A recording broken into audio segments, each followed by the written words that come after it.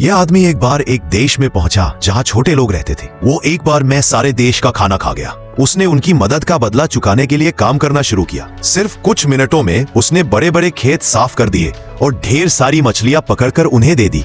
छोटे लोग खुश हो गए और गुलिवर से वहीं रुकने की विनती करने लगे, लेकिन उसके मन में अपनी खोई हुई पत्नी की चिंता लगी रहती थी। इसलिए वह राजा के पास गया और एक जहाज मांगा ताकि वह खोज जारी रख सके। राजा ने जहाज देने के लिए हाँ की, लेकिन एक शर्त रखी, गुलिवर को पहले दुश्मन देश को हराने में मदद करनी होगी। मजबूरी में गुलिवर ने मान लिया। कुछ देर बाद उसने दुश्मन के जहाज देख लिए और उन्हें रस्सियों से बांधकर दूर खींच ले गया। खबर मिलने पर राजा नाराज हो गया और गलतफहमी में गुलिवर पर हमला करने का आदेश दे दिया, लेकिन सैनिक उसे चोट नहीं पहुंचा पाए। फिर भी राजा ने उसे एक पदक दिया। पर जैसे ही गुलिवर ने जहाज मांगा, राजा का मन बदल गया। उसे डर था कि कहीं गुलिवर लोगों में बहुत लोकप्रिय होकर राजा न बन जाए, इसलिए उसने गुपचुप तरीके से उसकी फांसी का आदेश दे दिया। उसी समय महल में भयंकर आग लग गई। बिना सोचे गुलिवर ने ढेर सारा पानी पिया और महल पर गिराकर आग बुझा दी, लेकिन इससे राजा और जल गया और उसने गुलिवर को मारने का आदेश दोबारा दे दिया।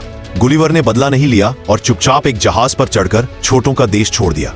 यात्रा करते हुए वह एक अजीब द्वीप पर पहुंचा, जहां उसे लगा कि वहां के लोग उसके जितने बड़े हैं, पर ध्यान से देखने पर वो सिर्फ इंसानी आकार की दो कठपुतलियां निकली। तभी उसके पीछे एक विशाल परछाई पड़ी। वह मुड़ा तो देखा कि उसके सामने एक 3 गुना बड़ा दानव खड़ा है। अब वह इस नए देश में खुद छोटा बन चुका था। किसान उसे पकड़कर पिंजरे में बंद कर ले गया और दुर्लभ खजाने की तरह हर जगह दिखाने लगा, जैसे वह कोई सर्कस का जानवर हो।